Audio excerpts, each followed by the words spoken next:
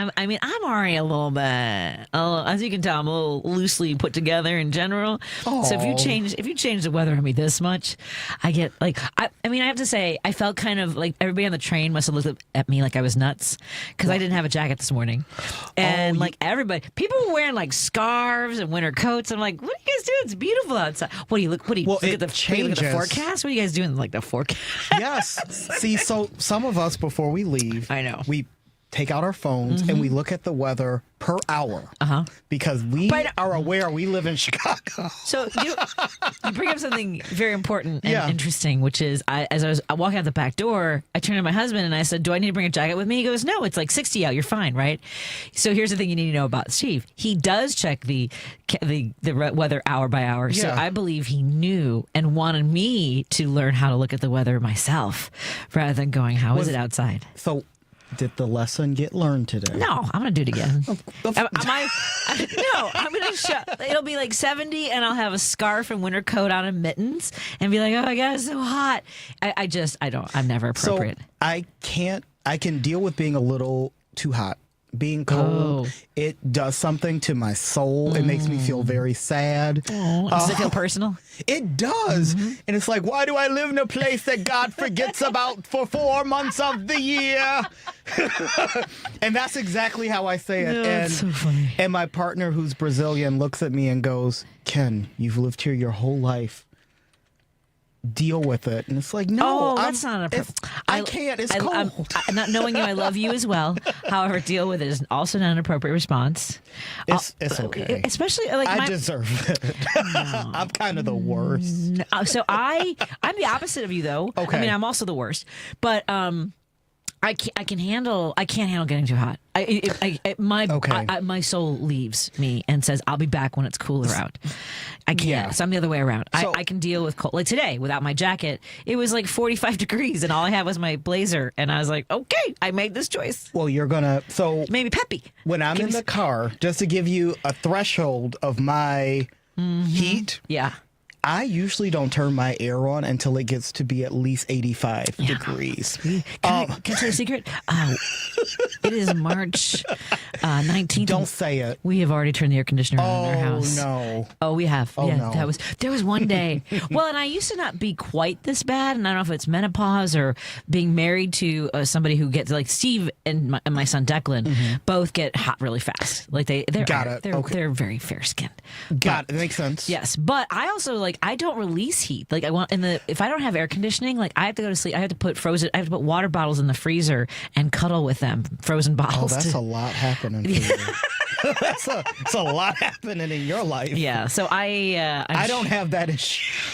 Well, and it's I have a surprise. I'm not surprised, but I have a guest coming up at 6:30. Dr. Suzana Flores. Yes, we're going to talk about the legislator, one of the legislators that introduced the DJTS, the post or the Donald J. Trump syndrome, derangement. Oh, derangement. Is there a D in there? Oh, then I don't know. I think it's Trump derangement syndrome. Okay. It's TJ. I don't know. TDS. TDS. Some crazy stuff that they've made up. Yes.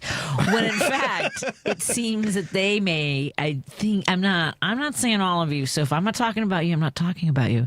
But you seem a little deranged, folks. Because this guy who was signed on to this legislation. Oh, isn't he in jail right now? Yeah, he was arrested for, approaching, soliciting a minor.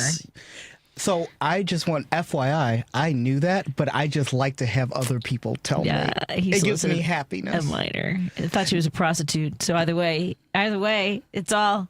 I mean, she was a prostitute. I don't know. I have no idea. I get and it's horrible. It's because I'm a bad human being, but I get a sick thrill when these self-righteous, right-wing, go to church every Sunday, conservative XYZ people get caught for these crimes of like morals. Oh, so good. Here's my issue with this, and I agree. Yeah, I feel the same. Yeah, but it never seems to translate into anything. We knew the Newt Gingrich when he was high and mighty on his horse during the cigars and the stained dresses, that he was cheating on his wife who was going through brain cancer. Yes. Was a bit like would leave her therapies, like her nobody cared.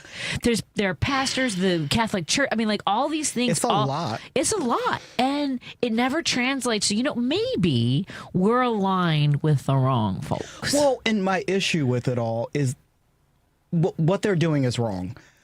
But it's the hypocrisy on top of it. Sure. The condemnation of other people that are living a different kind of life or whatever.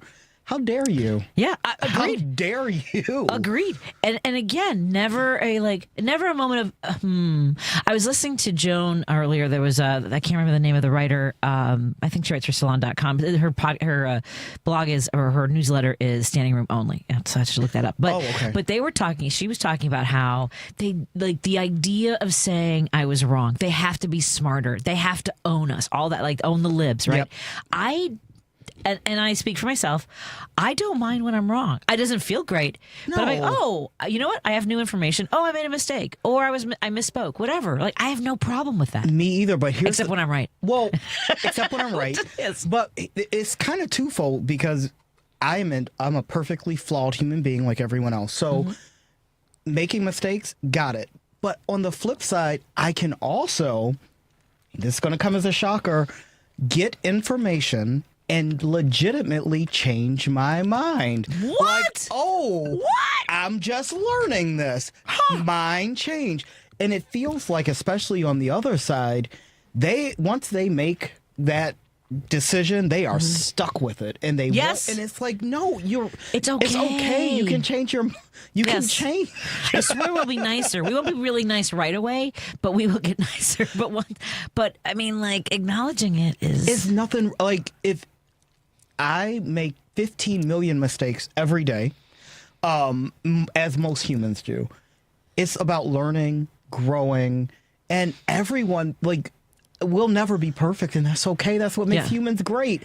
But they are stuck in their ways. They're stuck in the whole, once I say it, I have to live in it. You don't.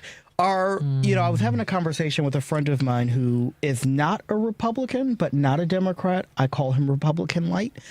And we were talking about his marriage that he's not happy in. And he's like, but yeah, we're in it. And I said, but you can get out. Yeah. Like, that doesn't seem like a good life. Like, you can leave. But that thought process is... Because it means they were wrong. Yes, it's so weird for me. Because I'm quickly like, oh, this was bad move. I'm out. I'm ready to go. It is. It's hard. It's hard, and I don't know how to help folks. And look, you can't. Well, and I also think that I'm working on a book about my family. Awesome. And but like having to like think about all these things and all the choices, all the moments where you could have gone one way or the other. I don't know where I got to be flexible, right? But I know that there have been times in my life when I'm not. Yeah. But I do think that being part of being a liberal right now, that is reflected most closely by the Democratic Party, it is exactly what you're talking about. Oh, I've gotten new information. I can learn from this. Yes. And to me, being conservative is you can't possibly be wrong. The only way to do this is one way. Yep. And which always makes me, and I don't respond to every single person on our Facebook page because thank you, Jerry. It kind of exploded out there. We've got thousands now of people. Oh. But I got called now there's you remember before it was libtards, right? And and as a mother of a child with disabilities, believe me, it's hard. Like the R word hits me so hard. But this is what they call me, and they've been calling me this for over a decade. When I was at WGN, it was the first time I ever heard this. Okay. But now it's libratard. Like they're adding another liberal, right? Yeah. And so. But the comparison they made was what they said was, I haven't seen libertards this mad since Republicans set slaves free. And what a crazy leap of nonsense to take. Can't even wrap my mind around the words that you just formed. Well, because exactly. And like, I don't even want to get into the history of where Republicans and Democrats switched and Dixiecrats and segregation and all these things.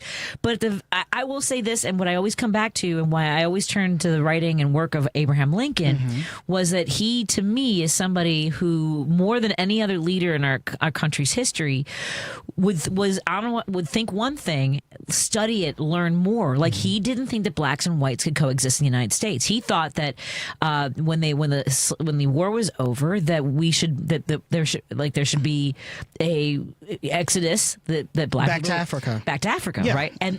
But changed his mind. Because he learned. And to me, that's a liberal. Yeah. And it was very early in the Republican Party. I mean, the Republican Party was only, 6 years old at the time? Yeah, it was a very new party. It was a very new party.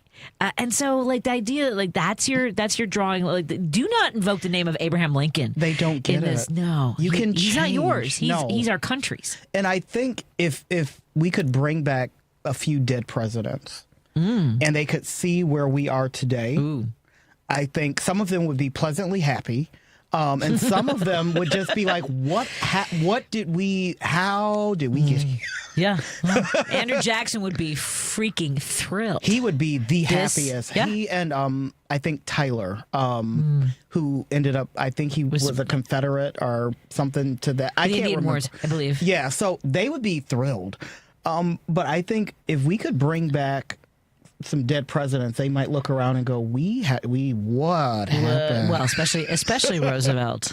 I think, and particularly because of the programs that we are now talking about that are extremely vulnerable. And for folks who still think that there's not going to be any cuts to any of those, there is no other choice in this, the continuing resolution. There's no choice. No. The discretionary funding is the only place they can cut in the energy bill, which is where they said it has to come from, $880 billion.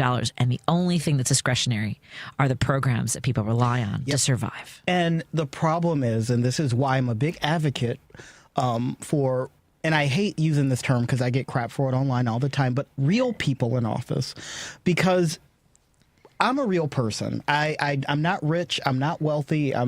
So these programs, even though I'm not a part of them, I could easily be after a few paychecks are missed. So I get it. But when you have folks that have $8 million in the bank, they don't understand the need for these. Like, people can eat. Like, well, no, they can't. they cannot. They don't get it. No, well, you're absolutely right. I mean, the people he appointed that he chose, whether it's for his cabinet or they don't get it. They have no fundamental understanding. No, you're right. I mean, they don't get it. They're all, I mean, like, collectively, I think it was almost over $350 billion. And that's not obviously including President Musk. And yes, agreed. And that's a problem, though. Like, when they were touting, we are the richest cabinet of all time, that is a problem. Yeah, because you are so disconnected. Yeah, it's not because you're a success. But this is where I ask all of my friends, whatever side of the party you're on, whatever fence you're on, this is the 1% we should be focused on, not the trans 1%. Oh my God, we need to focus on this 1% because they're the ones destroying America. The impact, the negative impact on your life of the existence of somebody who is trans is zero. I don't even but the impact that billionaires have on your life, huge. The amount of taxes that you pay, how expensive healthcare is, access to education, your ability to retire. Yep. Tell me. Oh, you're making me scream. I'm worried about the right 1%. I'm worried about the 1% that are trying to kill me. I have to start doing this because I have to start being on time. We are in studio with guest co-host Ken Mejia-Beal. Thank you to our sponsors, Source Solar. Go to source.solar for more information about the great work they do. Over 100,000 happy customers in the Chicagoland area. Make an appointment today. We also want to thank Kirk Bankside. We will be broadcasting live from the Madison Tap Room on March 25th. Go to monoclebrewingcompany.com. Please order some woke coffee today because that's the only way I get paid for my last column. Also, we want to thank our friends at Are You Really Winning in the way back in. Go to areyourreallywinning.com or call 1-800-GAMBLER if you or someone you love is struggling with a gambling problem. More in a moment.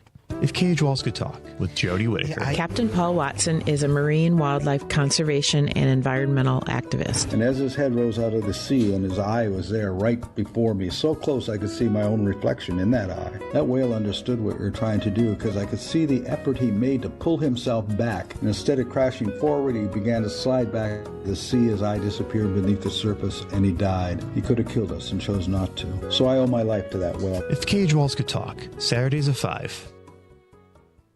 Attention all listeners, financial planners, CPA, and divorce attorneys. In 2021, there were over 420,000 licensed loan originators. Today, that number is down to 93,000. That's a reduction of over 75% of licensed loan officers within the past 4 years. If you're purchasing a new home or refinancing your existing home, call Team Hochberg, your trusted local lender who's still in business. While mortgage companies have been closing and hundreds of thousands of loan officers have left the business since 2021, Team Hochberg has expanded and is stronger than ever and would love to earn your business. Let's review. Hundreds of mortgage companies have closed down and over 327,000 loan officers exited the mortgage business, while Team Hochberg has expanded and is stronger than ever. If you'd like to work with experienced mortgage professionals who'll appreciate your business, call 855-563-2843 or visit 56david.com. Lower.com, equal housing lender, NMLS 1124061. The possibility of lung cancer can be pretty scary, especially if you're one of approximately 8 million current or former smokers at high risk. That's why SavedByTheScan.org wants you to know that now there's a breakthrough low-dose CT scan that can detect lung cancer early, and it only takes 60 seconds. You stop smoking. Now start screening. For an easy quiz to see if you're eligible, visit SavedByTheScan.org. It could save your life. SavedByTheScan.org is brought to you by the American Lung Association's Lung Force Initiative and the Ad Council. Because facts matter. You are listening to WCPT 820. If you're listening to this station right now, you've definitely heard my voice before. Hi, I'm Hawk. And I'm Pete. And we're with Source Solar, your local source for solar. Source Solar is Chicagoland's premier solar installer, providing solutions for over 1,000 homeowners and business owners across Illinois and Iowa. With over a decade of industry experience and deep roots here in Chicago, we have the expertise to help your transition to clean, renewable, resilient energy. We can guarantee that we save you money day one without any out-of-pocket cost to you. This means you have an instant ROI, instant payback, and can save money to add to your bottom line day one. At Source Solar, we source everything as local as possible, meaning we always carry the Made in USA sticker. Find us online at www.source.solar. Stop in our office at 5710 North Northwest Highway or give us a call at 773-985-3992. And don't forget to ask for Hawk or Pete. You're listening to Driving It Home with Patti Vasquez. In your communities in Chicago. On WCPT 820.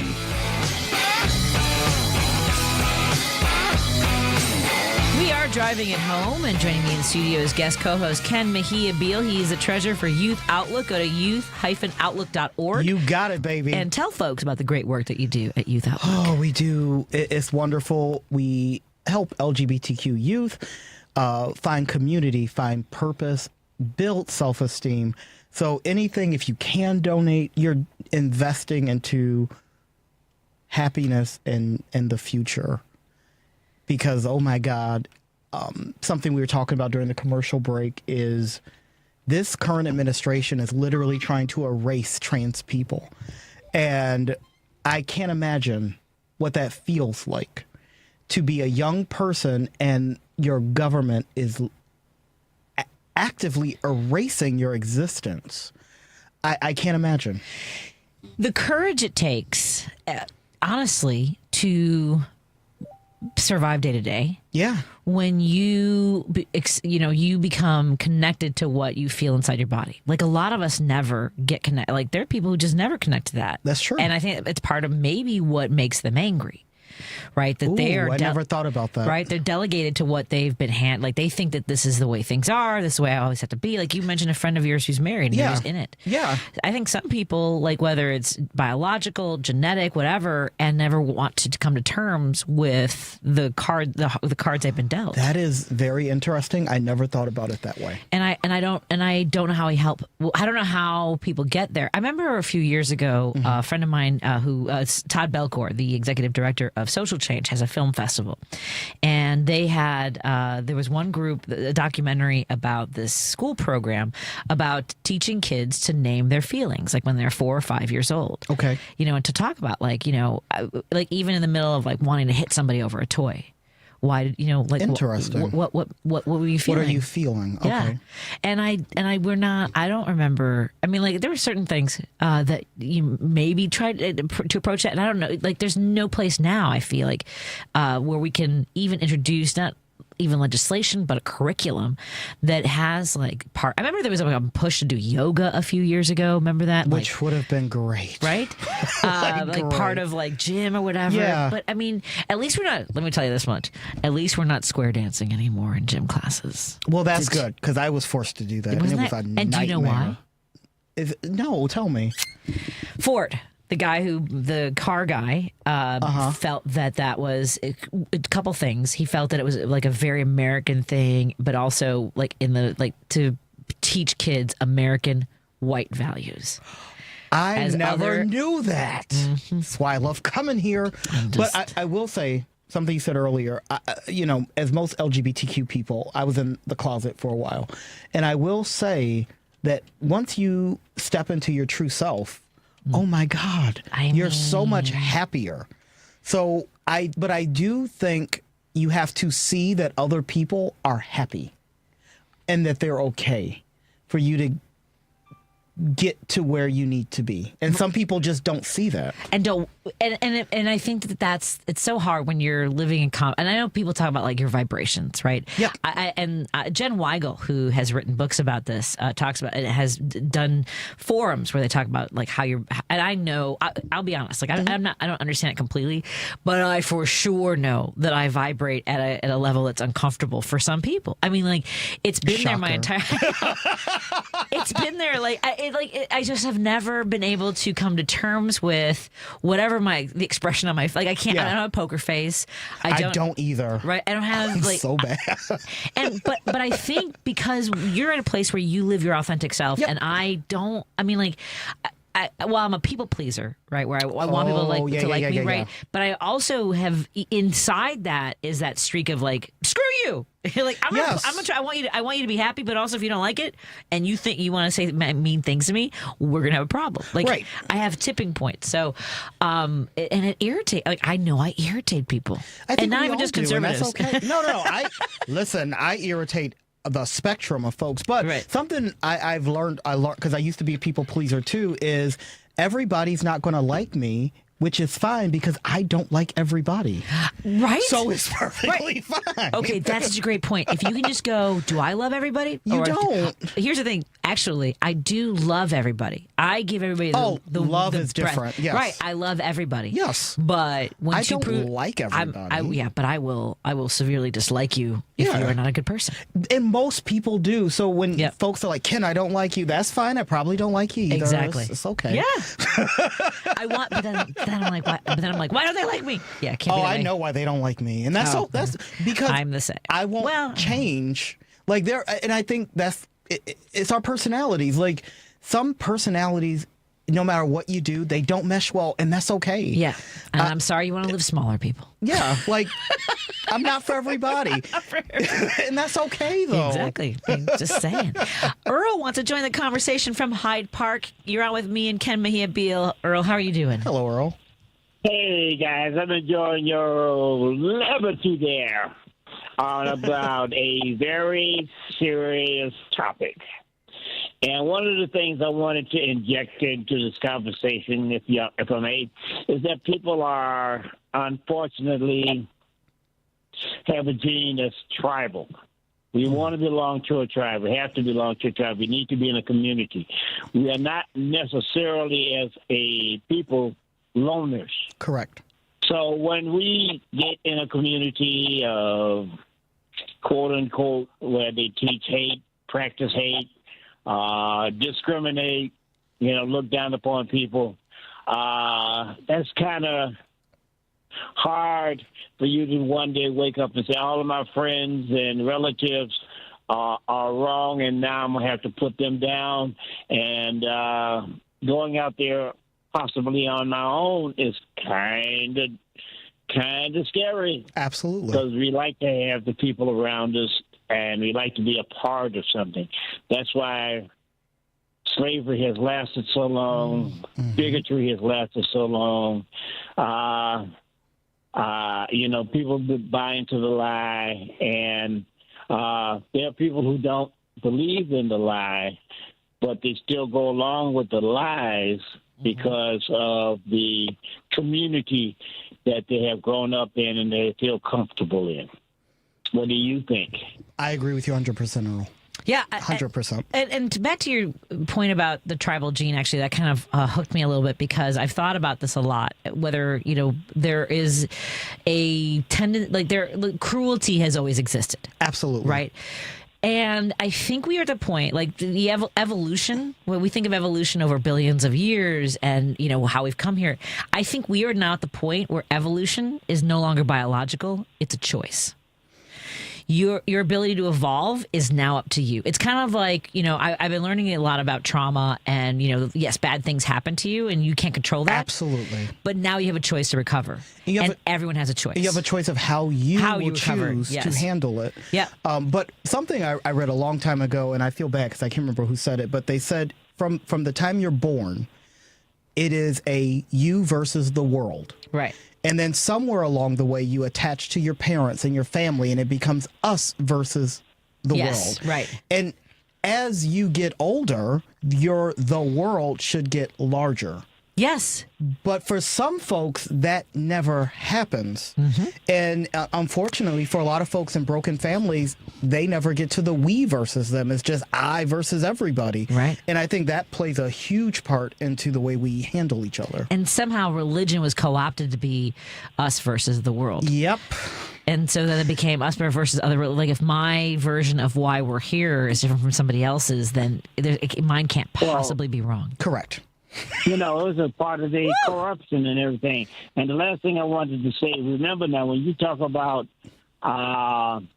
the alphabet community, we black folks also feel that we are trying to be eliminated. To your point, someone just texted me, and thank you for bringing that up, but they have erased Jackie Robinson's record as serving in the military. Yep, 100%. Today? I don't know if it's today. Okay. Yeah. So it's really sad where we are right now. Thank you for taking my call, guys. Thanks, Earl. We love you. And we like you. We love you and we like you. And we like you. Bye, Earl. Bye-bye. Somehow the like is more important. I want to say this before I know I'm running a little bit late, but there has been a severe thunderstorm warning alert issued located along a line extending from Stickney to Hazel Crest near Beecher, moving east at 45 miles per hour. And there's a hazard of 60 mile per hour wind gusts and quarter-size hail. Oh, that's really bad. And so I want folks to know locations impacted include Frankfurt Square, Palos Heights, Westchester, Westtown, Chicago Lawn, Englewood, Oak Lawn, Marionette Park, Orland Hills, Summit, West Garfield Park, Austin, near North Side, Stickney, Logan Square, Crestwood, Lower West Side, Avalon Park, Grand Boulevard, Calumet City, South Deering, Hyde Park, South Chicago, Hodgkins, and Humboldt Park. What I'm saying is pretty much everybody in the general listening area around the Chicagoland area. And also instructions, there's also a tornado watch, which remains in effect until 9 p.m. for all of northeastern Illinois. For your protection at that time, as we approach the danger, please move to an interior room at the lowest floor of a building. Again, the target areas are Cook, Illinois, and Will County, Illinois. More after this on WCPT. Do you want me to give me... It's everywhere. It's everywhere. Yeah, so it's pretty much everywhere. It's heading, due course towards all of us. Yes, we both got that. We're in danger. You in danger? We're in danger. Let's take a break here, and we'll continue our conversation. Please let me know if you are experiencing weather. We'll take those calls too. Coming up in just a moment, we're going to meet some folks from Winfield. Yes, I'm going to go grab them. The ladies of Winfield. They're going to talk about the slate, and I can't wait to get them in here. Excellent. Thank you, Ken. More in a moment. I hope you're all safe. Be careful, everybody. Pay attention to the weather today. You're listening to WCPT 820. Here's the latest Chicago weather update. I'm meteorologist Ray Miller from the Weatherology Weather Center. A wind advisory tonight. Showers and thunderstorms changing over to a little bit of light snow with a dusting up to an inch of accumulation. We'll see a low of 32 degrees with winds out of the north at up to 45 miles an hour. Snow ending early Thursday with a high of 41 degrees. Northwest winds up to 45 miles an hour. Friday partly sunny with a high temperature of 55 and breezy southwest winds. That's the latest Chicago weather update. Right now, it's 44. This is Chicago's Progressive Talk, 820 AM, WCPT Willow Springs, and online at WCPT820.com, where facts matter. Stephanie Miller. I've gotten more mail than I've ever gotten in my entire life. Because a lot of people have a lot to share, and they can't always make it on the phone lines, or they're nervous. And trust me, whatever you're going through, me too. All of us. Wherever you are in your timeline. Drunk, sad, scared, angry. Right there with you. Thank you for people saying they're not listening to anybody but me. I think that's a good plan. Because I'm just like, blah, blah, blah, blah. Stephanie Miller, weekday mornings, 8 to 11 on WCPT 820.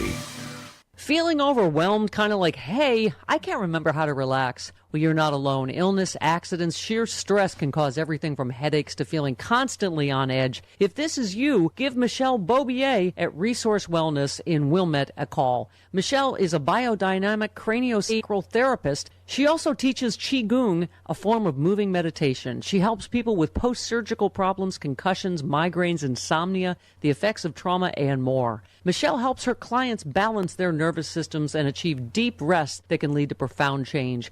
As a PTSD survivor herself, she gets it, and she loves helping people back into balance. As one client said, Michelle has been my reset button. So if you need a reset, call Michelle at 773-991-4357 or check her website, resourcewellnessllc.com. 773-991-4357, resourcewellnessllc.com. Hey Google, play WCPT. Streaming Chicago's Progressive Talk from TuneIn. Union Strong Chicago continues to lead the way with progressive values and in preserving democracy. Your support of the Minocqua Brewing Company Super PAC efforts in Wisconsin and beyond strengthens the fight against MAGA Republicans. You can now purchase progressive beers like Labor Lager, Love Wins Fruited Sour, and the Resistance IPA in Chicago at Rogers Park Provisions, Diversity Beer, Wine, and Spirits in Lakeview, Park West Liquor, Wine, and Beer in Lincoln Park, Logan Square Liquors, and Tip Top Food and Liquors in Westtown. Visit MinocquaBrewingCompany.com for all their Chicagoland locations. As always, no matter how bad our sports teams are, please drink responsibly. You're listening to Driving It Home with Patti Vasquez. In your communities, in Chicago. On WCPT 820.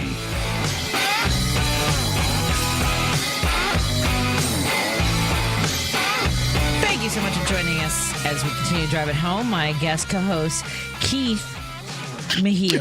My name is Ken. I was like that. None of that goes with what I was going to say. What is happening? I was looking at the weather stuff, and I was like, Target. I'm looking at all these too many words at the same time. Okay, high winds. I combine Ken with high winds. You can see where it works. Okay. Ken Mejia-Beal joins me in the studio. I'm so distracted by the weather. But here's the thing.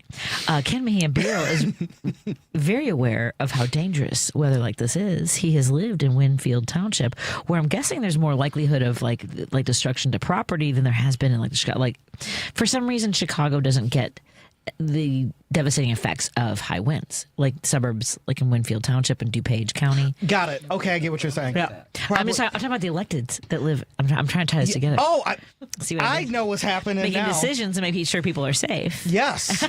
Yes. I know. And we have two wonderful candidates here from Winfield Township right now. You have lived in an area that suffers from effects of high winds like this, is what I'm saying. Yeah, and how important it is to have people who are qualified in office to help folks. Absolutely. Nobody knew what I was doing.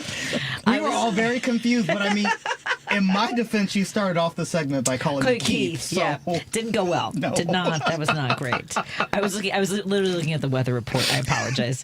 That's the problem with looking down when you're trying to do everything else at the same time. Ken Mejia-Beal joins me in studio. He's a treasurer of Youth Outlook. We're going to fix that in post, but we'll edit that later.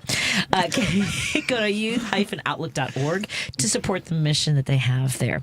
As we talked about earlier, we'll talk more about Youth Outlook in a moment, because now we're going to introduce some of the candidates from Winfield Township. Yes. There's an important race coming up. So Ken, go ahead and introduce, because you seem to know. Oh, I do. So first we have DuPage County Board member Sheila Rutledge, who's running for supervisor. Could not think of that word. I'm sorry. How's that feel? I know her name. Someone's name is definitely more important. You're absolutely right about that. And we have Cyd Paulsen, who's running for trustee. And getting clerk. us... clerk. I'm sorry. She's running for clerk. And she's ruining our diets. And she's ruined my diet Thank you for the fudge. Yes. You're welcome. I appreciate Anytime. that. Espresso. It's got espresso in there. It does. Fantastic. I haven't tried the other items yet. So first of all, thank you so much for joining us in the studio. And so Sheila, tell me a little bit about the work that you've done already serving for the community. I mean, like as a member of the board, right? There's a lot of elements that people don't understand when they're voting for local races. Well, as a county board member, those roles are different than township. But as a county board member, over the last 4 years, we have distributed the ARPA money. That was the federal COVID relief money that came down from President Joe Biden. Thank you, Joe Biden.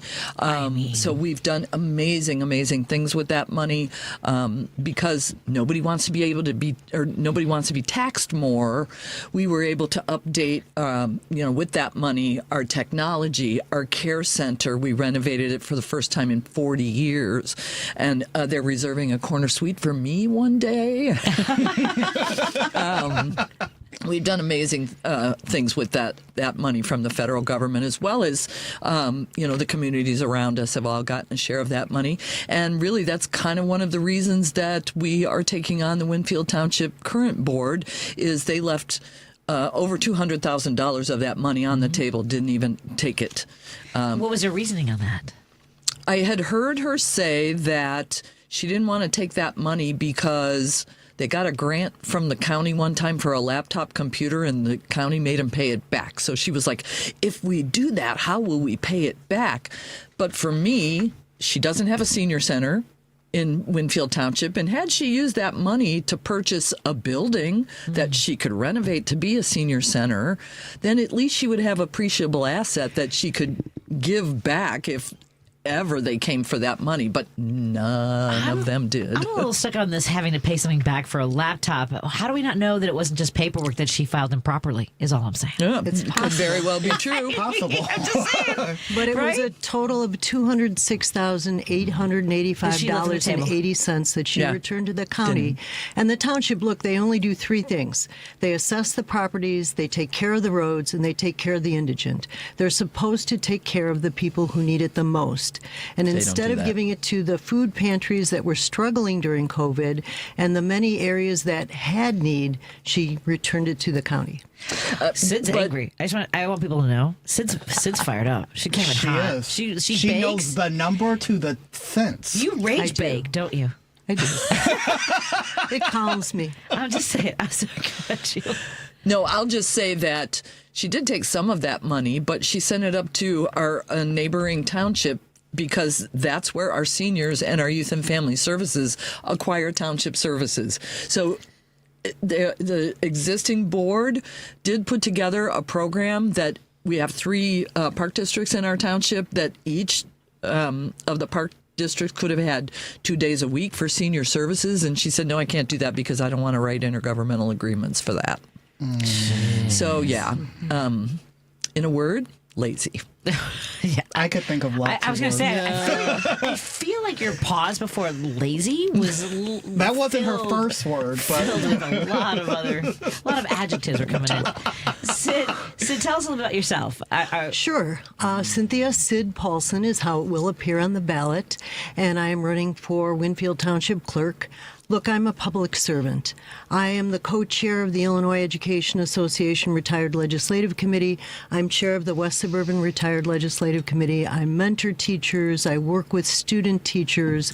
I spent 2.5 years working on the Social Security Fairness Act, and now teachers, police, and firemen can get the Social Security they earned. I'm currently working on the Tier 2 issue because as of today, we are 5,302 educational vacancies in this state, in Illinois, right now. What? I have worked on the Winfield Riverwalk for 2.5 years. Now we have a beautiful path. I've written grants. I worked on safe routes to school so kids could go under the railroad and not be endangered going to school. 4-H leader, Girl Scout leader. But I believe firmly that public servants make the best legislators because they want what's good for people. They want what's good for their community. I want to go back to what you said about the vacancies in the education throughout the state of Illinois. One of the crises that I haven't talked much about are the special education supports, not just the educators, but also the support crew. Illinois is one of the worst in the country when it comes to services for the disabled. So it's not even just Winfield isolated, but if we can start somewhere local where it's a priority. Tell us a bit about what you see for not just I know you talked about senior. The IEPs, the 504s. So the first year I started, 1975, was when PL 94-142 was first implemented. I was setting up special education departments because it was just announced that you had to have one. But yes, you're correct. And it's the special ed aides, the special ed teachers that we are in such crisis of needing. So as part of the legislative committee, we're always looking at how do we attract new, young, great talent. And we want to pay student teachers because if you're paying tuition and you're student teaching, you can't have a job. We want the Tier 2 to be equitable. I would like to see an ombudsman bill so that you don't start a job with less benefits and less pay than the guy next to you started with. And that's in judges and police and all the unions. But we have to fund teachers better than we do, for sure, to be able to attract them. Did you know, most people don't know about FAFSA, but if you go to the website, you can get your education paid for, tuition and fees, and you need to teach 2 out of 3 years following in the state, public, private, it doesn't matter, and then you don't have to pay back that money. So we're always trying to think, if you can think of good ways to attract teachers in this state, we need them. And I feel like there have been sort of these pieces of legislation. And look, God bless the people who do the right thing in Springfield, and then there's not any sort of energy. I mean, I know that's not their job. They legislate, and then there's not the funding, the support. At any rate, that's part of what we're talking about: the lack of senior services in Winfield. And I know we've talked to the people at Addison, our folks from Addison Township, to the same thing about the food pantries and the senior services. What are we doing? Or youth services? Yes. Well, and two. They just pretty much don't even want to do that. There's one trustee. None of that board right now is going to run again. Sean has moved up for the assessor's race. Judy Lucas got elected as the county coroner. But the 2 Republicans on that board are like, I am out of this. And one in particular has never voted for any spending of any kind in 2 terms on the board. Are you serious? Yeah, I'm dead serious. Wow. Yeah. This is what they do. In Wisconsin, by the way, it's a fully controlled majority of Republicans. It was a supermajority until the last election. They have almost a $5 billion surplus because they won't spend. This is what they do. They don't spend. I don't understand government entities that are hoarding money because they think people need it. They think it's supposed to run at a profit. People are not profit. Oh, like a business. That whole business thing. Right, the business model instead of human services. Got it. Right. Let's take a break here. Thank you so much for driving it home with us. Joining me in studio is guest co-host Ken Mejia-Beal. Sorry about that. I was reading something else. You're fine. I don't know how it happened. It will never happen again. Sheila Rutledge, a candidate for Winfield supervisor, and Cynthia Cyd Paulsen, her name, that's how you'll see her name on the ballot when you vote for her for candidate for trustee. They're both running in Winfield. We'll talk more about Winfield Township when we come when we come back on WCPT 820 Heartland Signal. I'm so sorry. A Better Life with Dr. Sanjay Gupta. It's still pretty cold in many parts of the country, but that is not an excuse to skimp on your exercise. You can, of course, move the exercise indoors, but if you want to stick with your outdoor walks or runs or rides, you can do it. Just need to be smart about it. Sounds simple, but start by looking at the weather. In addition to the temperature, what about the wind chill? That can make the temperature feel a lot colder. Is it snowing or raining or sleeting? Second of all, layer up. Ideally, you've got some workout clothes that are going to wick sweat away from your body. Finally, Don't forget to cover up your head and your hands. And make sure to hydrate. Remember that cold can diminish your sense of thirst, but that doesn't mean you don't need to drink water. Finally, do let someone know where you're going and when you expect to be back. It gets dark early outside. I'm Dr. Sanjay Gupta, helping you live a better life. Did you know you can get your prescriptions for less at your local pharmacy?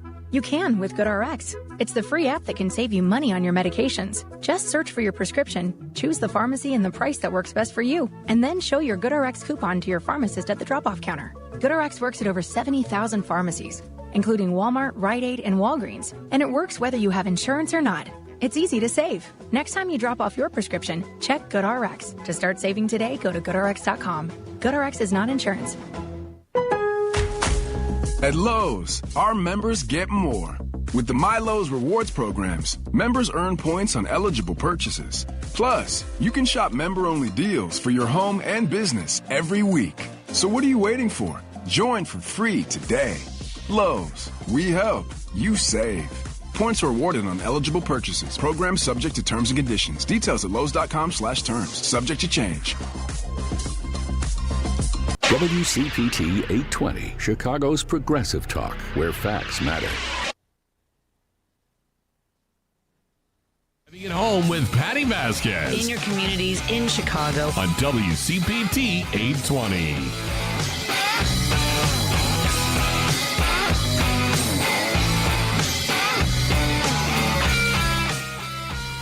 March is Gambling Awareness Month, and we're proud to welcome our new sponsor to the Driving It Home family, Are You Really Winning?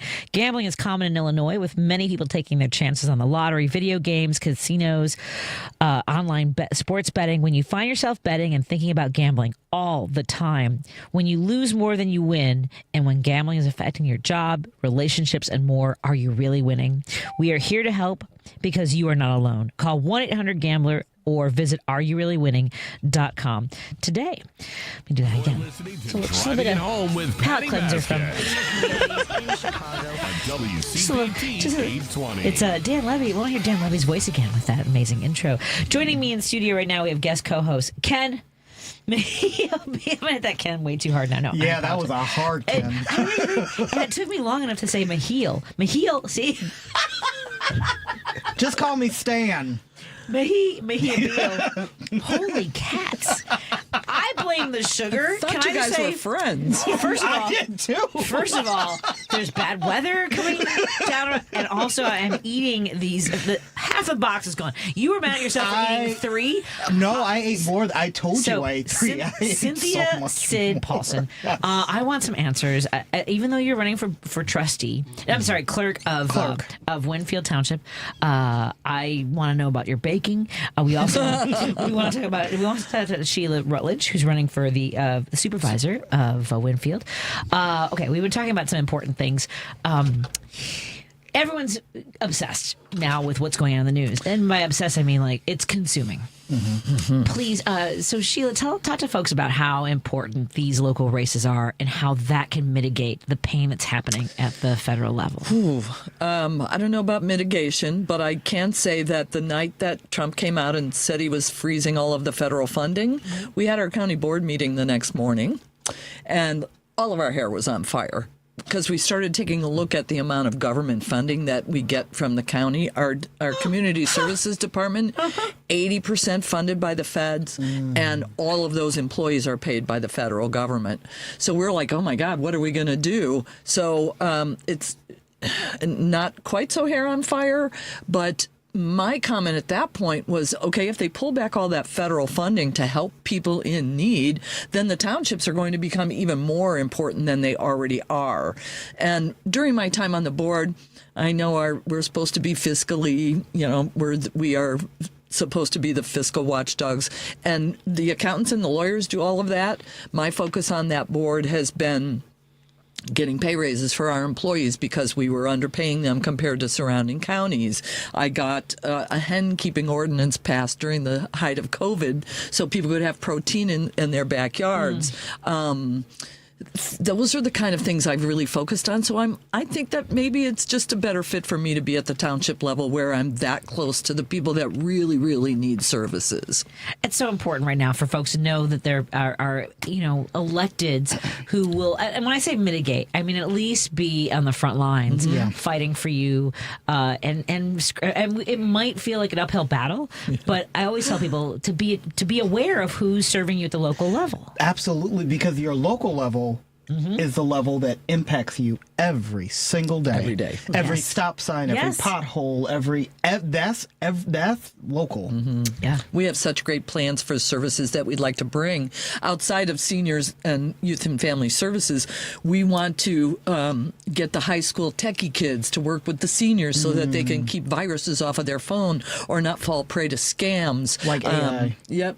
We'd like to do ACT prep. We'd like to do classes on how to enroll for Medicare or Social Security, because that's not an easy process either. So there's just, general assistance, as they say, that the townships are supposed to do.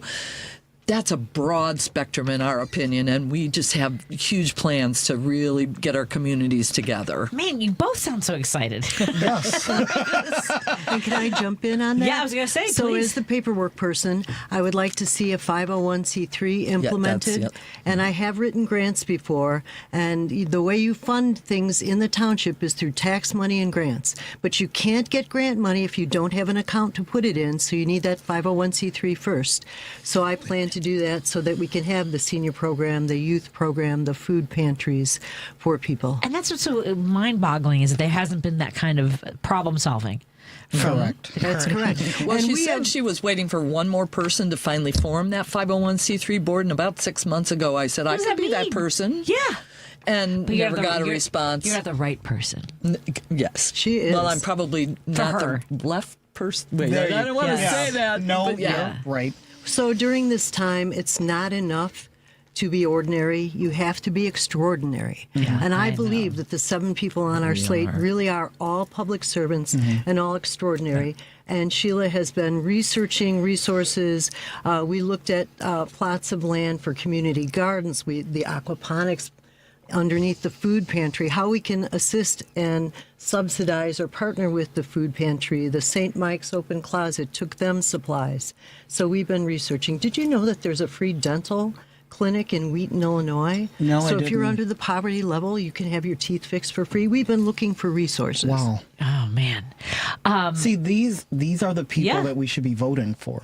Well, like that's why it's important, why we need to elect folks that understand these issues. Yeah. And to that, what I've learned over the last couple of weeks is that people don't even realize what township they live in. So talk to folks who want to tell me about the communities that are in Winfield Township. Like the towns. Yeah. Sure. Most all of Warrenville, most all of West Chicago, and Winfield, and that's another thing we want to change, is that West Chicago is a majority minority community, but our township website is not available in Spanish. And it's a push of a button, but that kind of gives you a good idea of who they want to serve. During CARES Act money, which was prior to the ARPA money, I got each township $3,500 to buy diapers and feminine care products. I'm talking too fast. You got it. I'm the same way. For their townships, and she, a week before the deadline, said, I don't know if I'm going to do that. She told a couple other people because she wasn't sure the diapers could get to the right people. What does that mean? I know what it means. Are there wrong babies? Right. Yeah, I get what it means. And she spent only $1,500 of that $3,500 the day before the deadline. Wow. But she bought the diapers at the Jewel and she bought Pampers. So I don't know if you know, but the Jewel and Pampers are probably the most expensive diapers she could have bought with that money. No Yes. kidding. And then she tried to say that it was my fault because I said I would help her, and I didn't somehow. So, yeah, it was very strange. Oh, golly. Yeah. Cynthia, Cyd. Where does Cyd come from, by the way? It's just my nickname for my family. Oh, Sid, I love it. Just Sid. Yeah. Like Sid Vicious, Sid Australia. Yeah, I was going to say, there seems more attached She's to not that. vicious. Yeah, no, I want to thank you so much, first of all, for you didn't have to bring any treats for us because we're always honored to have guests and who are willing to take up the challenge of serving their communities. Thank you. So before we go, give us a 30-second pitch to your community as to why you should be the clerk. Correct one thing I said, though. I said FAFSA, and it's ISAC. ISAC. Okay. Illinois Student Assistance Commission. If you think you want to be a teacher, go there, fill out the form, see if you can get it paid for. Okay. Why should I? Because we are public servants. We intend to do good things for our community. We've already started researching it. I know that I want to intern students from the high school so that the next clerk looks like the constituents they serve. The assessor's office would also like to mentor and intern students from West Chicago High School, and we will work for you. We will always listen to you. Our door will always be open. We will print everything in Spanish and English, and thank you for listening to me. And how do folks find you to support you, to donate and volunteer? Win for Winfield TS. .net. And the number 4. And Sheila, running for the supervisor. Thank you so much, Patty. I've been in service all of my life. I spent 15 years in the restaurant industry, in my 20s, 30s. I've been a portrait photographer for the last 35 years. And I've learned along the way that you catch more bees with honey. Mm-hmm. You can't scream at people and then expect them to want to work with you. So I think that that's probably my base skill there. Yeah. I know how to get things done firmly but nicely. Can you email Donald Trump, please? Right. Please. Oh, I wish. I'd have a lot more to say to him than just that, though, I'm afraid. Just baseline. But small business owner, real estate investor, I think I have a pretty broad skill set. And the slate that we have put together makes me confident that we are just going to do fabulous things for our township. And the website one more time? WinFieldTS.net. Go get them, ladies. Thank you so much. We'll be back after this. Absolutely. More in a moment. This is Tony Moray. I'm an estate planning lawyer who drafts living trusts and wills. Since the election, I've been hearing from my clients, many of them fellow WCPT listeners. And we all wonder, how did this happen and what can we do? The how is, of course, very complicated. My thoughts as regard to what we can do is simple but important. We need to take extra care of those we love. Having an estate plan using either a living trust or will can provide comfort in uncertain times like these. When the progressive values we hold dear are under attack, I feel we must make sure that our personal lives are secure and then work out from there. I've been drafting estate plans for my clients for over 30 years, and I will use all of that experience to help you. Please call me at 847-996-0496. My website is moraylawoffice.com. That's Moray spelled M-O-R-E-E. Again, the phone is 847-996-0496. There is no cost or obligation for our initial discussion. I look forward to speaking with you. Amazon Business offers smart business buying solutions, so you can spend more time growing your business and less time doing the admin.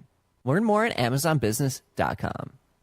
AP News, I'm Ben Thomas. The Fed's leaving its benchmark interest rate unchanged while signaling it still expects 2 cuts this year. Sagar Magani has more. The Fed says inflation remains stubbornly inflated and predicts it will inch up this year further from its 2% goal due to President Trump's tariffs. I do think with the arrival of the tariff inflation, further progress may be delayed. Jerome Powell and the central bank see slower economic growth this year and next, with higher unemployment. Powell, though, notes the economy seems healthy, but notes falling consumer sentiment. Uncertainty is remarkably high. Higher inflation would usually lead the Fed to keep interest rates high. Slower growth and higher unemployment would often lead to cuts. It all makes forecast hard right now. What would you write down? Powell says for the time being, we do not need to be in a hurry to adjust our policy stance. Sagar Magani, Washington. The Fed's patience seemed to soothe Wall Street. The S&P closed with a gain of 1.1%, the Nasdaq 1.4%, while the Dow rose 383 points. President Trump spoke with Ukrainian President Volodymyr Zelensky today, following up on yesterday's call with Vladimir Putin. He suggested the U.S. should take ownership of Ukrainian power plants to ensure their security. Yet another execution today. An Arizona man who kidnapped and murdered his girlfriend's ex-husband has been executed. Aaron Brian Gunches was lethally injected with pentobarbital Wednesday at the Arizona State Prison Complex in the town of Florence. The 53-year-old Gunches pleaded guilty to first-degree murder in the 2002 fatal shooting of Ted Price. Gunches is the second of 4 death row prisoners in the United States who had been scheduled to be executed this week. Louisiana executed a man on Tuesday, and 2 more executions are scheduled in Florida and Oklahoma on Thursday. I'm Lisa Adams-Wagner. This is AP News. The Trump administration suspending federal funding to another Ivy League school. The White House says it has halted roughly $175 million in federal funding to the University of Pennsylvania because of a transgender athlete's participation in its swimming program. Penn has been facing an investigation by the Education Department focusing on its swimming program, but the federal money was suspended in a separate review of discretionary federal money going to universities. A Penn spokesperson says the school has not received any notification or details of the suspension in funding, but says Penn has always followed NCAA and Ivy League policies regarding student participation on athletic teams. Leah Thomas, a transgender woman, swam on the school's women's team and was the first openly transgender athlete to win a Division I title in 2022. Donna Warder, Washington. And I'm Ben Thomas, AP News. Thanks for listening. This is 820 AM, WCPT Willow Springs, and streaming worldwide at WCPT820.com. We are Chicago's progressive talk, where facts matter. Now, your WCPT 820 weather update. I'm meteorologist Ray Miller from the Weatherology Weather Center. A wind advisory tonight. Showers and thunderstorms changing over to a little bit of light snow with a dusting up to an inch of accumulation. We'll see a low of 32 degrees with winds out of the north at up to 45 miles an hour. Snow ending early Thursday with a high of 41 degrees. Northwest winds up to 45 miles an hour. Friday partly sunny with a high temperature of 55 and breezy southwest winds. That's the latest Chicago weather update. Right now, it's 42.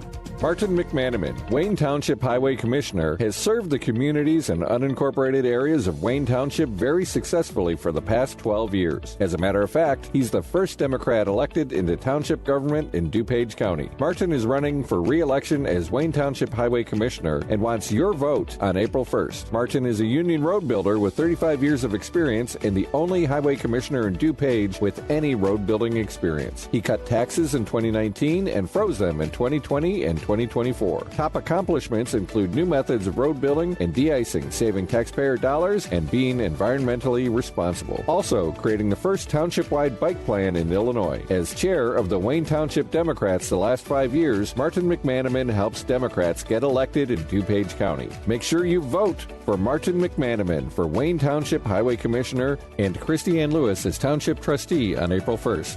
Your vote counts. Paid for by citizens for Martin McManaman. This is WCPT 820, where facts matter. Driving it home with Patti Vasquez, Patti Vasquez. From global conflicts to greenhouse gases, the folks refusing to wear masks says, and politicians getting caught grabbing ass says, she's driving it home with Patti Vasquez. Thank you so much for joining us as we continue to drive it home. And a hello to our friends listening on KTNF AM 950 Minneapolis, St. Paul, the progressive voice of Minnesota. Joining me in studio on WCPT 820 Heartland Signal in Chicago is guest co-host Ken Mejia-Beal. He's back. See how I'm looking right at you and I can say everything quite clearly. We are thrilled to be bringing these conversations to you. And, of course, we're grateful to our sponsors. Go to source.solar to learn about the great work they do. They put solar panels on your house, on your business, to make sure that you're saving money, being kind to the environment. Go to source.solar to learn more. We also want to thank Kirk Bankstead from Minocqua Brewing Company. Go to MinocquaBrewingCompany.com. Please buy some woke coffee today. That's the only way I'll get paid for my column I wrote on Monday. That's okay. I'm fine. I'll buy some. I'll give you a sample. I have to No, bring you samples. need me to buy. Oh, buy some. Yes, Sorry, yes. come on. Well, I have to give you a sample so that you can tell people why to buy it. Okay. Also, go to areyourreallywinning.com if you or someone you know is struggling with a gambling problem. March is Gambling Problem Awareness Month, and you can also call 1-800-GAMBLER.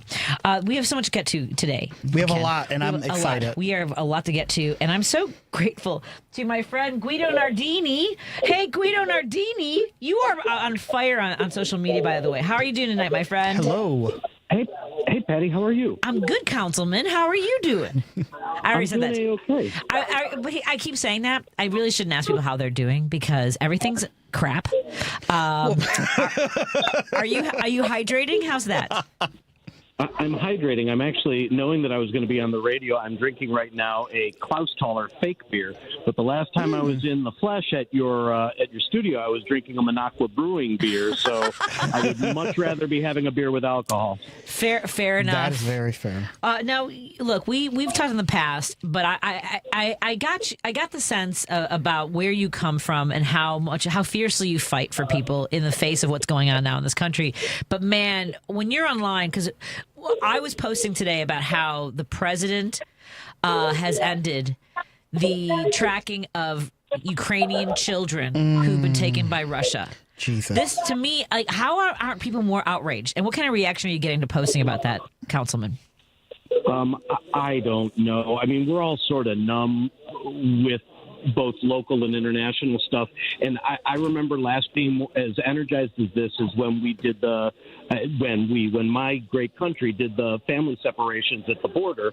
There's something pretty visceral about kids, and the thought of war is sort of abhorrent, and I'm a kid who's never seen war. What do I know? But the thought of then adding children and taking children from parents. I mean, I'm a dad. You're a mom. Yeah. I cannot imagine what negotiation I would do if somebody has my child. I mean, all bets are off. And to the audience who was unaware, the Trump regime just ended a Yale program that has been tracking 3 years of the 30,000 children that Russia has absconded with that were in Ukraine. And maybe they're all sitting somewhere waiting to be returned famously to their parents and everything's fine.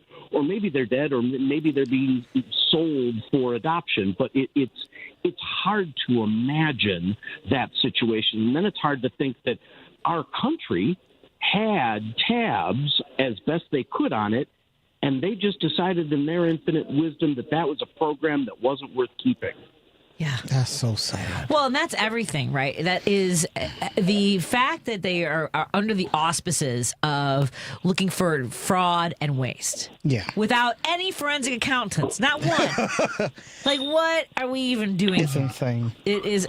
And, I mean, if we are talking about this, Patty, you can't blame Elon Musk, quite frankly. He's a business guy. His job, and I'm not rushing to his defense, but the concept of fraud and waste is, I am sitting at Club Lago restaurant right now. I own a small business, and the idea of waste and fraud, go after it zealously, but not everything in a government is for sale. The post office is never going to make money. The military is never going to make money. They don't provide a product. They provide a service. We're a government. So when you say you're cutting costs, that's fine, but it doesn't function the way a business does. I mean, we could save tons of money if we got rid of the whole post office. Problem solved. Yeah, you know, we could get rid of Medicare, Medicaid. We could get rid of all entitlements.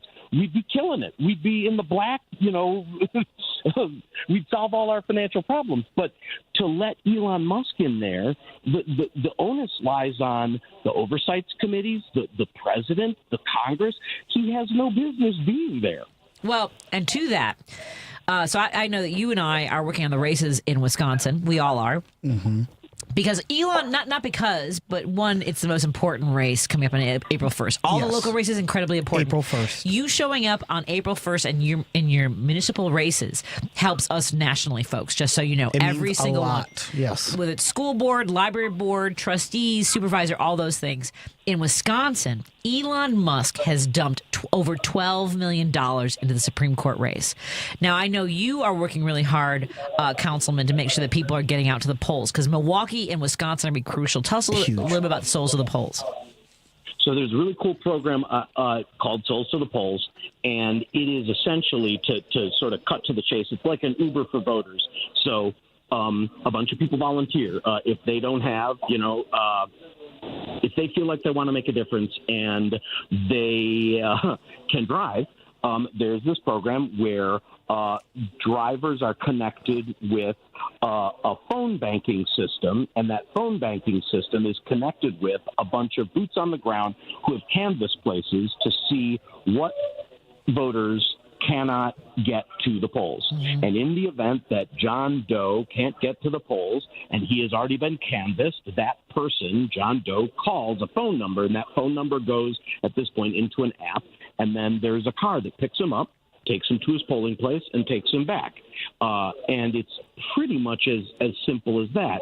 It scratches my itch as a volunteer because it makes me feel like I'm doing something, mm-hmm. and it's the ground game. I mean, that's where these things are won and lost. It's just getting the voters to the polls.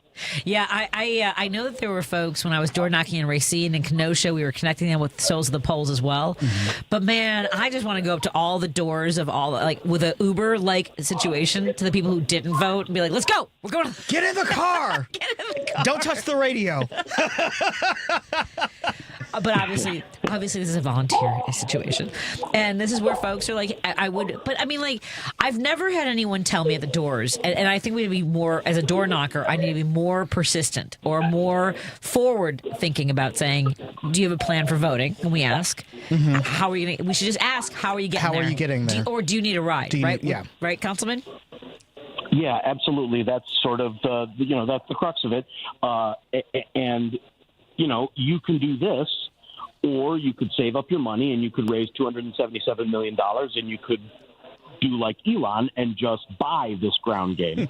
So it's one or the other. And as soon as I get my first million of my 277, I think I'll be driving around instead.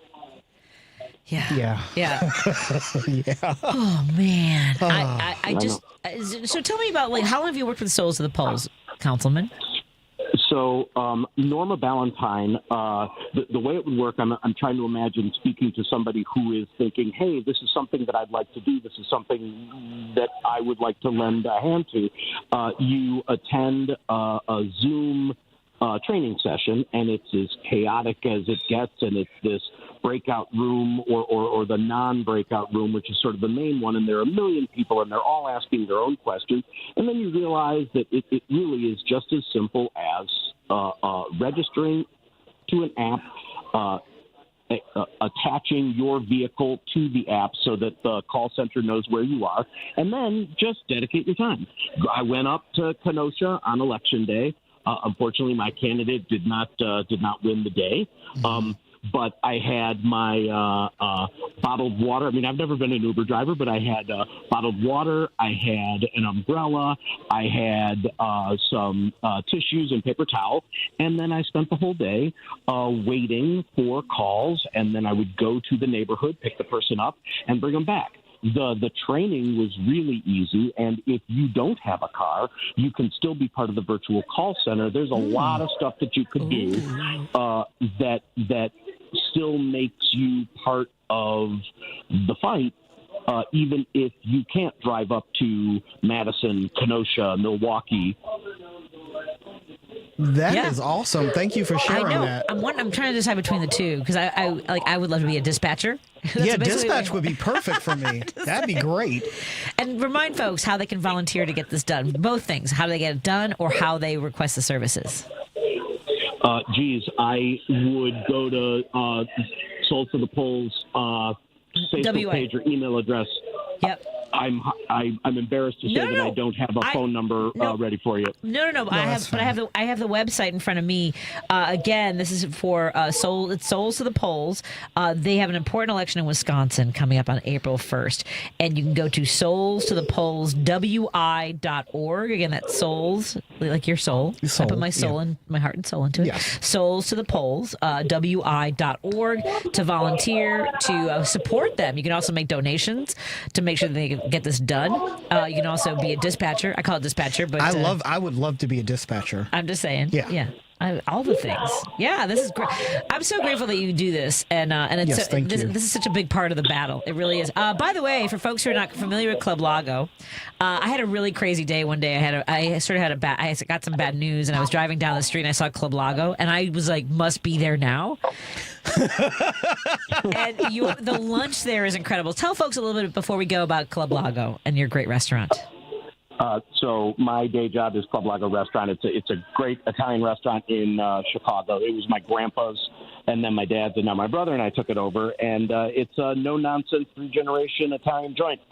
You walk in, you become a regular by the first time you're here. True story. I'll put our chicken parm up against anybody in the city. I have yet to have a better one. And baked clams. I love baked clams. I'm coming. Clams, chicken parm, whiskey, and red wine. It's a fine way to pass an afternoon. Don't tell people what I ate when I was there last time. I'm so grateful. Again, it's Souls to the Polls, WI.org. We've been talking to Elmhurst Councilman Guido Nardini, who has been a volunteer for Souls to the Polls. We're so grateful for this. And Club Lago, by the way, during the pandemic, they got some nastiness on their door, and they blasted people who were like mad about migrants and about COVID and all this stuff. So thank you for being a business owner who refuses to back down when people are being cruel. Yeah. Thank you. Patty, I want to hug you across the airwaves. You're a sweetheart to say so. Thank you. No, right back at you. And Scott can stay out of the way, but he'll be back soon. We'll grab some. I look forward to coming and arguing with Scott in your restaurant sometime soon. Yay! Sounds like a date. Excellent. Have a good one. Thank you, Councilman. Have a great night. Take care. Thanks a lot. Thank you. Bye-bye. Let's take a break here. I know we got a couple. Oh, we have several phone calls. We have people waiting. They're waiting. All right, let's get to their phone calls. We have treasurer for Youth Outlook. Mm-hmm. That's me, Ken Mejia-Beal. Yeah. In studio with us. Go to youth-outlook.org to learn about the work that they do. We'll be right back after this on WCPT 820 Heartland Signal and KTNF AM 950 Minneapolis, St. Paul.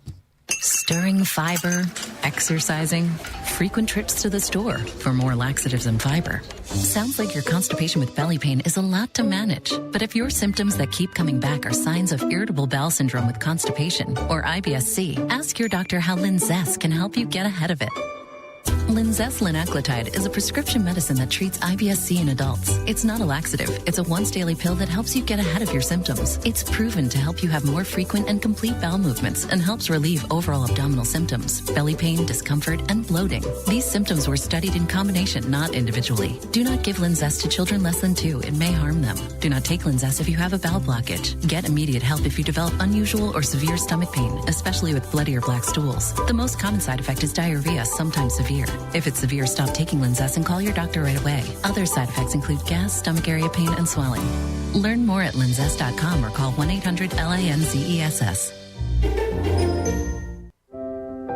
For many servicemen and women, the battle doesn't end when they come home. And I know, because I too struggle with the invisible wounds of service. Pups for Patriots and Sam literally changed my life. If you're a veteran or know a veteran struggling with post-traumatic stress or a traumatic brain injury, go to AmericanHumane.org to learn more about the Pups for Patriots Service Dog Program. Let's give our veterans a fighting chance. A message from American Humane. Is credit card or other debt making it difficult to pay your rent or mortgage? Home insecurity is often the unintended consequence of an inability to pay mounting credit card debt, student loans, or medical debt.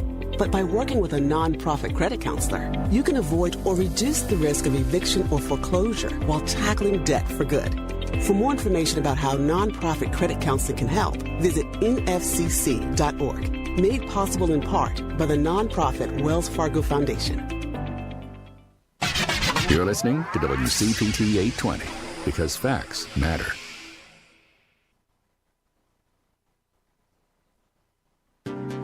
If you're listening to this station right now, you've definitely heard my voice before. Hi, I'm Hawk. And I'm Pete. And we're with Source Solar, your local source for solar. Source Solar is Chicagoland's premier solar installer, providing solutions for over 1,000 homeowners and business owners across Illinois and Iowa. With over a decade of industry experience and deep roots here in Chicago, we have the expertise to help your transition to clean, renewable, resilient energy. We can guarantee that we save you money day one without any out-of-pocket cost to you. This means you have an instant ROI, instant payback, and can save money to add to your bottom line day one. At Source Solar, we source everything as local as possible, meaning we always carry the Made in USA sticker. Find us online at www.source.solar. Stop in our office at 5710 North Northwest Highway or give us a call at 773-985-3992. And don't forget to ask for Hawk or Pete. Patti Vasquez is taking your calls now at 773-763-9278. Driving it home with Patti Vasquez now on WCPT 820. Thank you so much for joining us as we continue to drive it home. Joining me in the studio is guest co-host Ken Mejia-Beal. We want to say hello to our friends listening on KTNF AM 950 Minneapolis, St. Paul. Hi, Ken. I got your name wrong. It's okay. Listen, I know. I'll answer to anything. Our friends in Minnesota didn't hear it, but mostly I'm distracted by these sugary treats. If you've noticed, like I've changed in the last hour. Like we both have. There's fudge. There was like these peppermint patties made with peppermint schnapps. Apparently. They are. Oh my God. Just to describe it to our Cyd. listeners. Thank you, Cyd. They are like someone took heaven from the cloud, dumped it in peppermint schnapps, and said, "Here you go." Yeah, and dark chocolate. Yes, amazing. What is happening? And 0 calories. Yeah. No. That's what I've been told. It's like chewing on celery. You actually burn calories. You do. Yeah, you burn calories. Ken, we've had some listeners who've been waiting on hold patiently. Let's talk to them. Yes. So let's talk to our first one out of the gate is Steve. Steve, what's in your mind, my friend? Hello, Steve. Hello, Miss Vasquez. Let me tell you, I have my glass of ice water right here. You're hydrated! But let me tell you, I'm out of diet pepper, and Diet Dr. Pepper is my go-to driving it home juice. Oh, I love that. That's fantastic. Thank you. I love the driving home. What's your driving home juice? Is what I ask listeners now. I like that. And I know there'll be a range. There you go. But a couple things. On a positive note, this thing yesterday about John Roberts slapped down Trump with, and I'm thinking that the ray of hope, there's a crack in the dam, maybe. And these guys are starting to grow a pair, and the women are growing the pair, pardon the pun. And, sure. And then maybe there's, like I said, maybe it's moving forward, quite frankly. Well, my concern is who is going to enforce decisions made by the courts. Yeah. That's the marshal. The marshal service is supposed to, right? Isn't that the marshal service's job? But isn't that under Homeland Security? Well, I think the marshals are under Department of Justice, and of course we know about. So where do we? I should talk to my friends who used to work with the Marshal Service. This is where better civics classes would have really come in handy. There's a former deputy chief of the U.S. Marshals from the area, John O'Malley, former deputy mayor of the city of Chicago. We should get a hold of him. Let's do that. Let me tell you, I'm in school now, 71-year-old junior in college as I'm returning to school, and I'm right now in the poli-sci and history class. It's just like my synchronicity of life has put me in those classes during this period in time. It's kind of interesting now, this point in history. I'm learning all this stuff, and I'm on spring break now, and it's wonderful to be on spring break. How great is it to be an adult, to have gone through everything you've gone through, and you're like, I got spring break! I got spring break at 71 years of age. Yes. Yes, and let me, real quick, and let you go. Patti Vasquez, you can vibrate with me anytime. Anytime you can vibrate. I might make that a shirt. Patti Vasquez can vibrate with me anytime. All right, I would buy it. All right. Let me, if I may, real quick. Sure. I don't know. I'm a little hesitant, but you were talking about the trans issue earlier. Sure. This afternoon, and I'm 71 and single now, and quite frankly, I'm exploring some areas that have been part of my world since I was 14, since 12. And I won't speak. I won't go into particulars. But I'll just say that, Yeah. Who we are told we need to be or should be or who we are by other people is very hard to reconcile as we get older and learn other things about the world, and that the people who raised us or told us, what the rules were might have, it's hard to say the people who taught us what the rules were might be wrong. Correct. Is so complicated from everything. Right? Yes. It's crazy because, listen, I'm single now, and I've never been married, but I was a football player, and I was in the Marines. The Marines is the most macho club in the world. Mm-hmm. I was successful at all this, but there's always been this thing. But anyway, that's all I'll say about that. And you know what? Well, you vibrate the way you need to. Go ahead, I was just going to say, Steve, I aspire to be you. You're back in school, you're growing, you're congrats, Steve. Well, thank you. Congrats.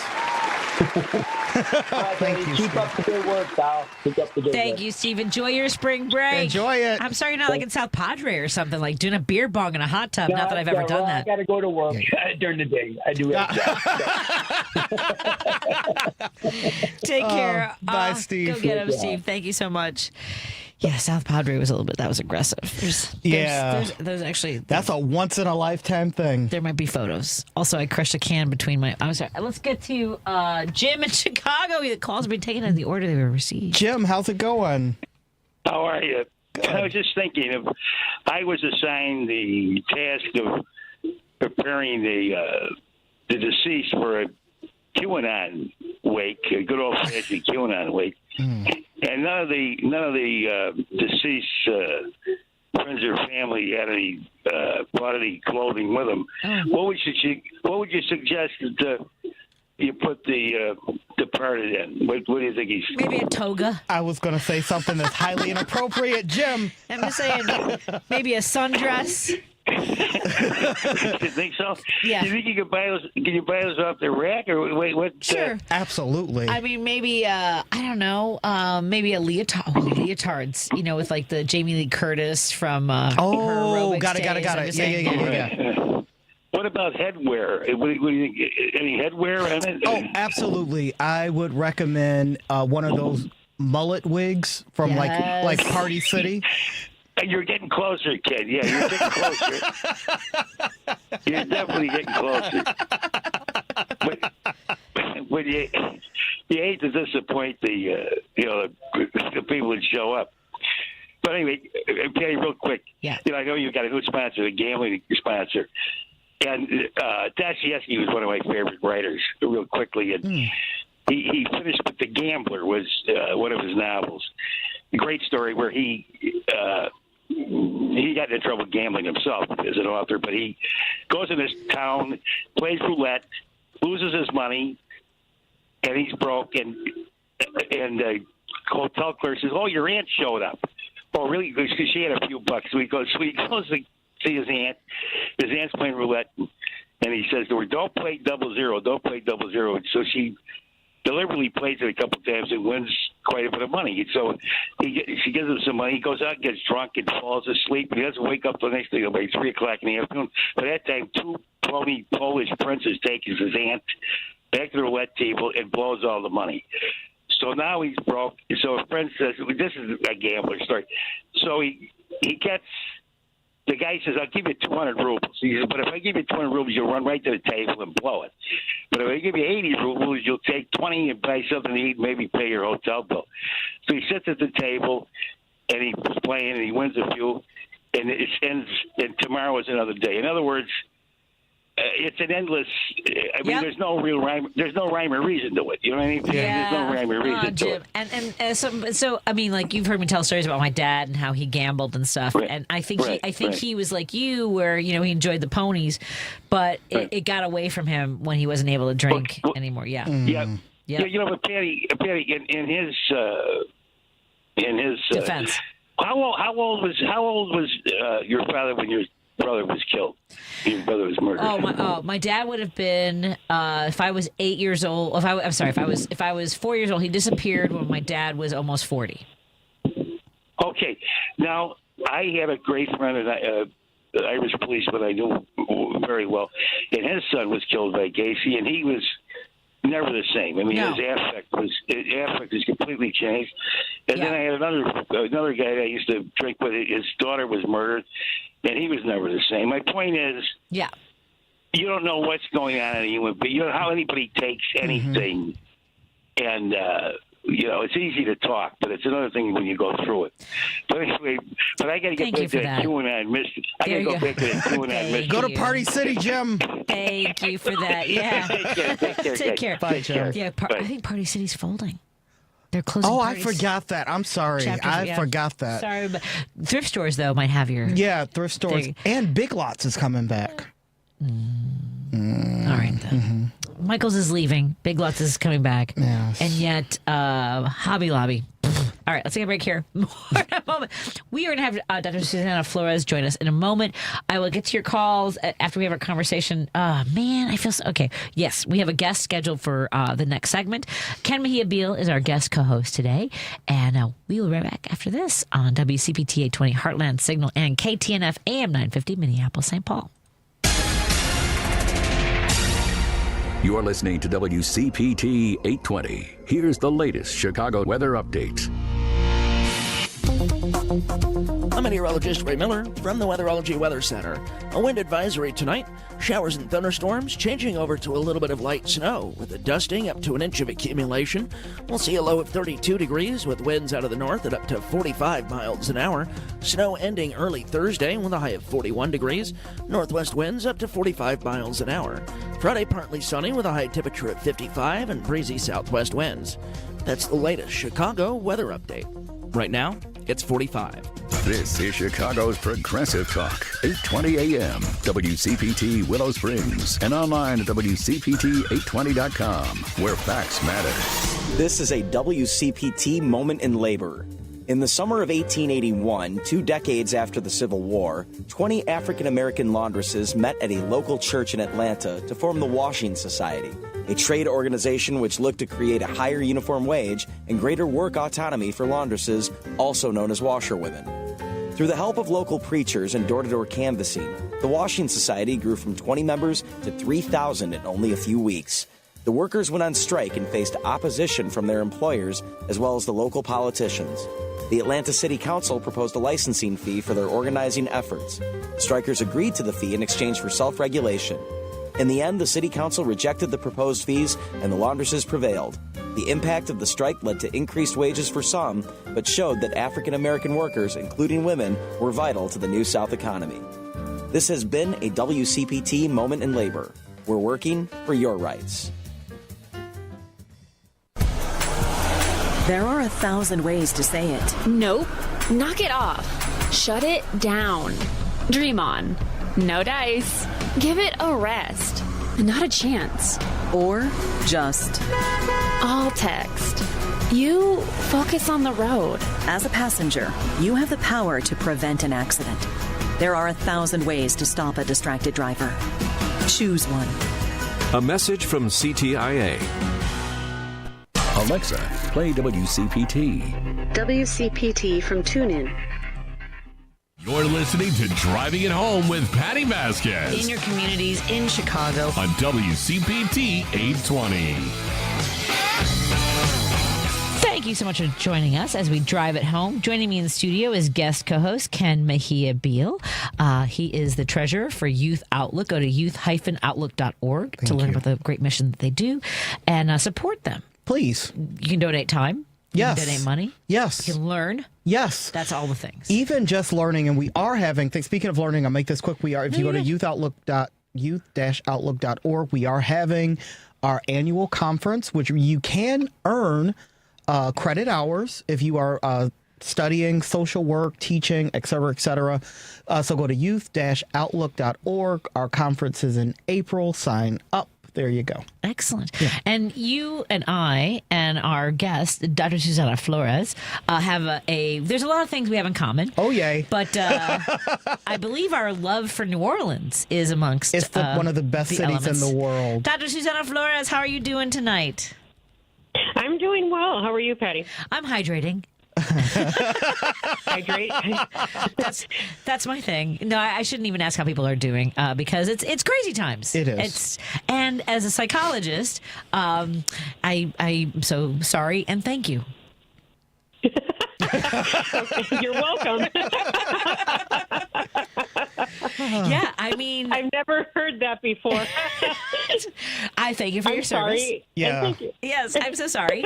Because you are greatly appreciated, Dr. yes, Flores. I imagine that you're. Thank you so much. I imagine that you're busy. First of all, I want to let folks know. You may remember after the terrorist attack on New Orleans on New Year's Day, Dr. Suzana Flores was featured on ABC News and gave some insight on what it's like to be in the quarter near where it happened and how New Orleans, reacts to and how people react in traumatic situations. So, Dr. Flores, how are folks doing? Would you say? I mean, like, what's your perception of how people are dealing with these crazy times? Before we get into the legislation out of Minnesota that was introduced, how would you say? How would you explain to folks what we are going through from a perspective of understanding human psychology? How are people coping? Not well. I'll just start there. Thank you. As an example, I've met with a few people, a couple of clients that talked about losing their job, and they're federal employees, and they had no idea that this was going to happen. And we, of course, have to be as unbiased as possible. And so, we just try to focus on, let's move ahead. Right, we have to do Plan B, or so, because we're not really supposed to talk about politics, so it is difficult. That being said, on the other side, people are scared. People are very, very fearful of what's happening. Someone takes your social security, has access. All of a sudden, this one guy has has access to our social security numbers, and our bank information and all of this, and that's a lot of power to have. And so people feel what's called cognitive dissonance, right? The symptoms of cognitive dissonance are like trauma. Cognitive dissonance means our belief system is not matching reality. So a lot of us are still in deer in the headlights because we just can't believe it. Right, and you hear this all the time, I can't believe this is happening. And it's okay, well, eventually we have to get to something called radical acceptance, where we have to accept it. Right, it's this is the way that things are for now. Right, and that will help us to move, get into action of what are we going to do about it versus just being emotionally numb or scared, and feeling that we don't have control. Can I ask a question? My question, Dr. Flores, is something you just mentioned. The radical. Can you repeat that word? Radical acceptance. Radical acceptance. Yep. How do you move? What does that transition look like for most people? Because I know a lot of folks that are still in the deer in the headlight phase. And what does it look like when someone moves to that radical acceptance? Well, it's definitely a journey. Okay. It's a journey, right? So someone can get there very quickly. Okay, this has happened. What are we doing about it, right? And for other people, it can take years. It can take years. And so since we can't control what is happening on the outside, right, we're left in this numbing state of lack of control because the brain likes to categorize things, right? And when things don't make sense, then we either stay in a place where we hope that things will suddenly change, but the way that people get through it or get to that point is realizing, with taking emotion out of it as much as possible, notice my words, as much as possible, that what is in front of you, what is happening in front of you. That's the way it is, right? And once you get there, it removes the coulda, woulda, shouldas. This shouldn't be happening. That doesn't exist with radical acceptance. It is. This is happening. Can you unwillingly move back and forth between radical acceptance and, oh my God, what the freaking crap? Because I feel like that's me. I feel absolutely. Okay. Absolutely. We can get there. But, here's what's happening. It's it's one thing after another. Yes. Right? Let's go back to 2016. It's we're being hit, by the perfect storm. So then there's this crazy thing. And these are not just little crazy things. right? Like, these are things that are threatening, our welfare and everything else that goes with it. And so, there is no paranoia here or anything else, but like you can be like, okay, I've accepted this situation, but oh my God, now we have this other thing that seems even more threatening. That was kind of where I was going, because I feel like I've accepted, and then something will happen and it'll go, I guess I haven't accepted, but now that you've put it in context, now my whole brain makes sense. So there are those. Yeah, it's a journey. It just takes you a bit to get there every single time now. Yes. Yeah. Every single freaking time. It's a nightmare. Every single time. Yeah. So there are those who would say that because we struggle like this, and because we're in a sort of manic state of accepting and denial and fighting and all these things, that we have Trump disorder. We have a Trump derangement syndrome. Yeah, Trump derangement syndrome. Yeah. So I mean, but okay. So first of all, a term that someone just made up. Right. So what, as a professional, how do syndromes get categorized? What is it? What is it? What are the qualities that ascends this sort of diagnosis to syndrome status? Well, if something is harming you or harming other people, then it can become a disorder. Right? Like if you do something, let's say consenting adults with some sort of like practice or so, everyone's happy, everyone's good. There is no disorder. Right. So something becomes a disorder, according to the American Psychiatric Association, when we experience psychological distress. But here's the thing, right? This is called, first of all, the American Psychiatric Association is laughing at this, as well as every psychologist, social worker, et cetera, right? Because this is not an actual thing. This is a thing of fiction. But according to, Republicans, Trump derangement syndrome is when Democrats or liberals are paranoid or delusional about Trump's actions.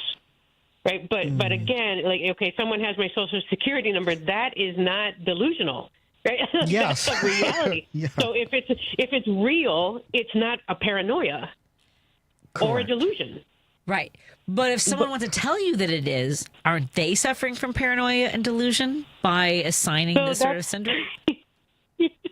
So that's where we talk about psychological projection.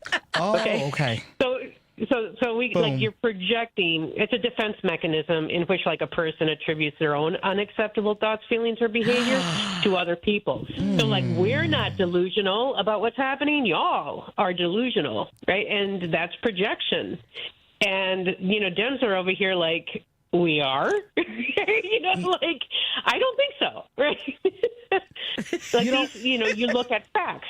Yeah. If you have facts, it's not a delusion. Dr. Flores, is something. I was with Patty on election night, and there was a young lady who came over to us. I don't know if you remember this, Patty, and she goes, "I'm looking at these numbers. I'm looking at the results, and are we the ones in the cold, or what is happening?" And it was one of those moments. You remember? Yeah. I had a moment of I don't like. So yeah, it was a weird moment. It was very surreal. But we all had a moment of maybe it's us. Well, it's the am I crazy or are they exactly the same thing? Yes. Yeah. Well, I'm glad that you said that. Okay, because the simple phrase "is it me," right, or "is it us," that is not pathological. Okay, pathology is like when a person doesn't have any ability towards introspection. Could we be wrong? Right. And narcissists, for example, narcissists, people with, when someone with narcissistic traits presents like that, like, well, no, nothing's wrong with me. It's you. Right. And I'm not calling anybody specifically a narcissist. But what I'm saying is that it's one of the behaviors of like if you can't even take into account like, OK, maybe it is me. Maybe I need to evaluate myself. That's a problem. Right. So there are people with the ability to be introspective, and there are the people that simply don't want to or can't. Yeah. Understood. And narcissists can't. And this goes to people with narcissism. No, go ahead. People with narcissism can't. No. Well, it's something that they lack. They just like don't. It's too threatening for me to take a pause, to take a minute to see if our side may be a problem. So just by you saying that, right? That's introspection. That's not pathological. Okay.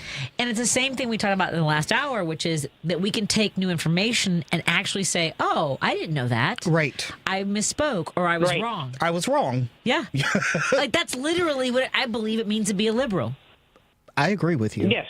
Yeah. Yes. Right. We found the psychological basis of being a liberal. We just discovered it. So were you at all surprised to find out that one of the Republican legislators who signed on to this Trump derangement syndrome bill was arrested for propositioning a minor prostitute? No. Yeah. No. Yeah. I was not based on other patterns. I'll just say that, right? Yes. Just based on other similar patterns of behavior. And so, like, we're the ones with the problem, right? You get arrested for that. Yeah. You know? Yeah. Yeah. So it is undercover detectives that they place advertisements for commercial sex on 2 publicly available websites. Now, Ken, who has worked with legislators in Springfield, we can both attest to the fact that there's some shady stuff that goes on in state capitals. So, this is what, absolutely. There was, I'm sorry, I'm looking at you, Sandak. But at any rate, absolutely. I mean, maybe not go on those websites from Thailand. But at any rate, and not pump your chest and withhold services from people who need it the most, like Correct. seniors. Yeah, that's. I'm sorry, I'm raging a little bit, Dr. Flores. Yeah. But it is the people who want to withhold basically kindness. And empathy. They lack empathy. Mm-hmm. Yeah, it's just a wild ride to watch this happening and unfold.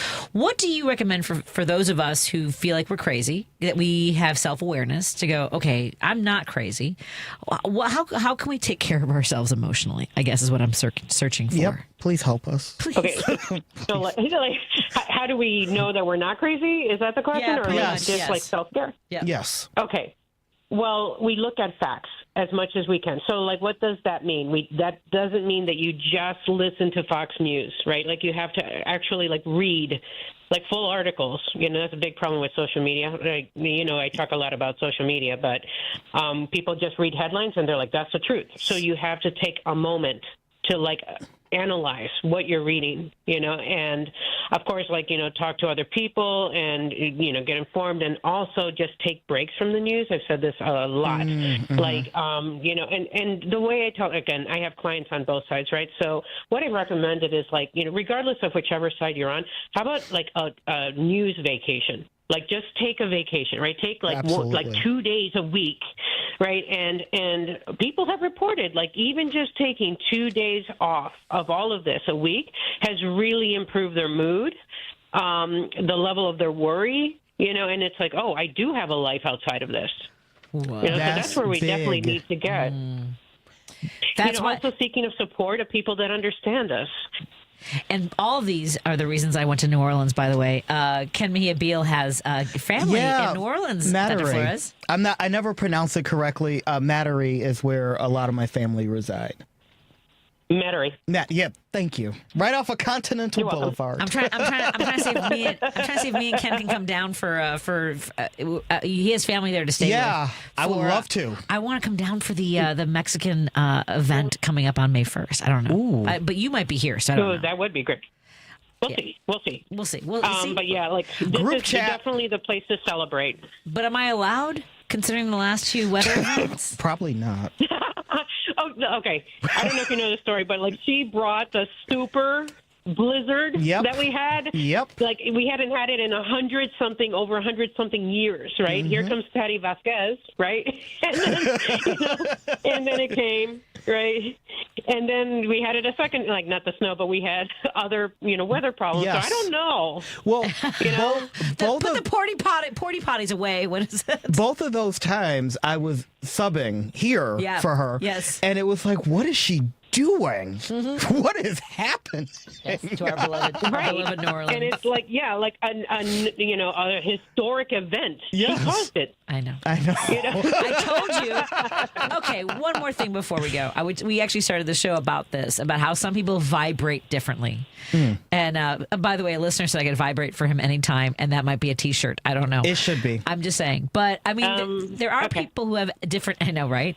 But people have different energies that strike others differently. Yes. And I have one of those. Absolutely. I think you, me, and Ken all have vibrations that don't jive with other people, is all I'm saying. And that's okay. I'm just saying. Then that's okay. Yeah, right. that's okay. That's that's all right. Yeah. I never mind. But... Me either. I think we all get a standing ovation, is all I'm saying. Yes. There we go. Enjoy my vibrations. We have a radical acceptance moment, right? Yes. You're not going to make everybody happy. Full circle. Yes. That is Suzana Flores. How do folks follow you and learn more about the work that you do? I know you have a website and social media. How can we stay in touch? Yeah. So Dr. Suzana Flores on Facebook and Instagram. I'm following right now. Awesome. And NOLA Wellness in New Orleans, where I offer therapy and coaching services.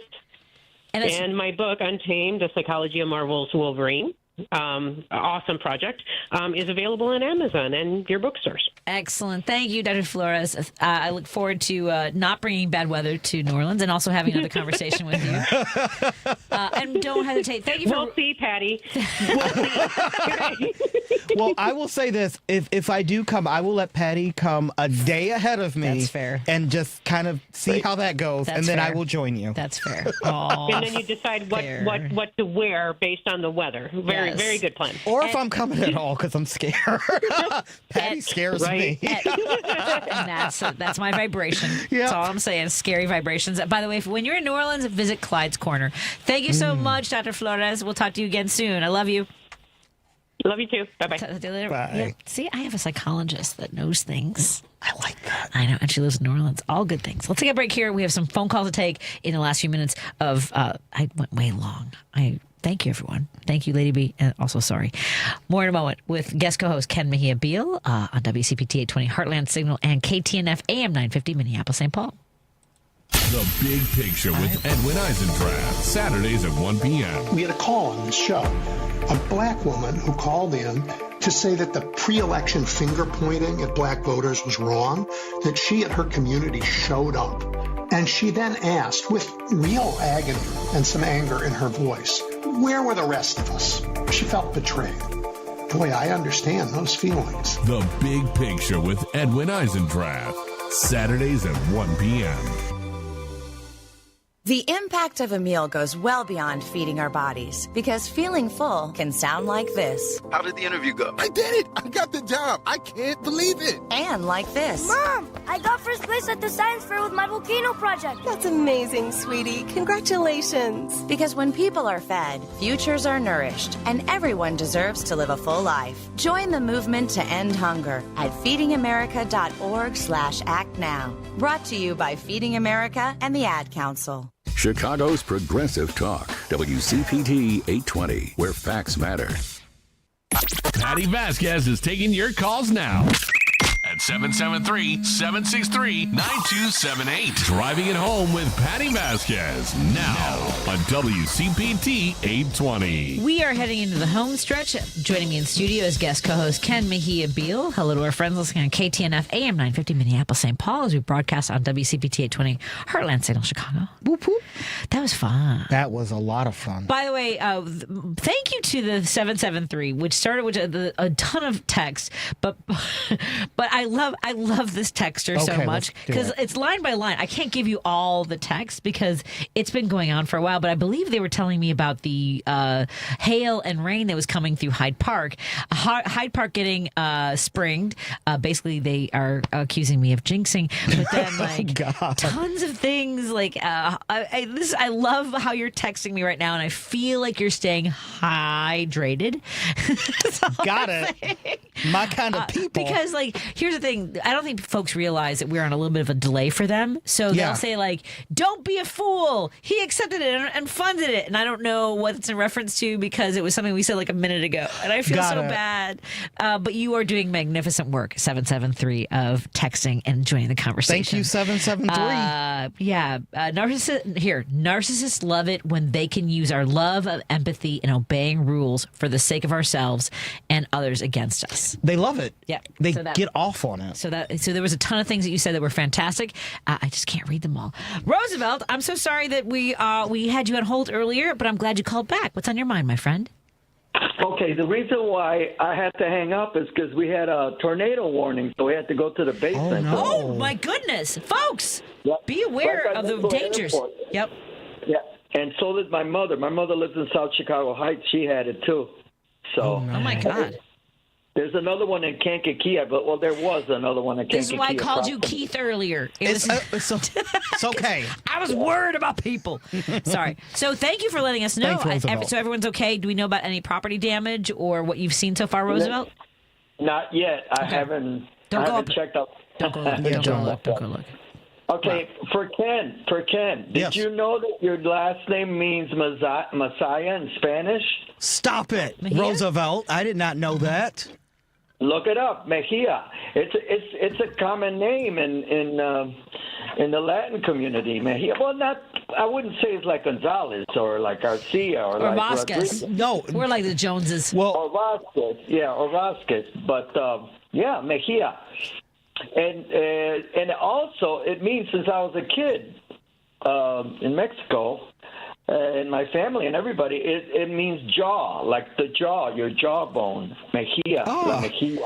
Also, thank you. Also, it's Basque in origin, so I'm actually of Spaniard descent, Basque specifically. Yeah, got it. Yeah, so it's abundance of mountains also, but yes, religious by name is Messiah. I just learned something new, Roosevelt. Thank you. Yeah. Okay. So the reason why I called, guys, is because did you guys happen to see any reporting on the number of veterans, teachers, and people like over 65 that were protesting, and they were reciting the like outside the White House, they were reciting the. It's gonna grow, Roosevelt. It's gonna grow. Yeah. I have like 20 seconds left. I have to get another call, but we will definitely be making sure that we cover the growing numbers of veterans who are protesting what's happening. Yep. Thank you, Roosevelt. Thanks, Roosevelt. I want to bring that to your attention. Thank you. You know. Hey, absolutely. Thank you so much. And Rachel, before we leave the show tonight in Park Ridge, what's on your mind, my friend? Yes, it's Rachel. Thank you. Real briefly, how many cocktails did you have? Vibration. Oh, vibrations. yeah. Y'all came alive. I like that. But real briefly, I appreciate that you guys are talking about that Wisconsin race. Boy, I wish the DNC, when they send us these stupid texts, that they would focus on what is actually right before us. And that is before us. Thank you, Rachel. They need to advertise anti-Elon, whoever he's supporting. Yes. And neck to neck. Neck to neck. 100%. Thank you, Rachel. I got to run. Ken Mejia-Beal, folks can find the work that you do as a treasurer of Youth Outlook, youth-outlook.org. Correct. We'll see you again next week. We'll figure out the day. Lady B, thank you so much. Randy Rhodes is next. I'm late. I'm Matt McNeil. Thank you to our sponsors, Source Solar. Bye. This is a WCPT Veteran Minute. In the midst of World War II, a group of Native American soldiers known as the Code Talkers became silent heroes. The U.S. military faced challenge of secure communications on the battlefield, and these men, primarily from the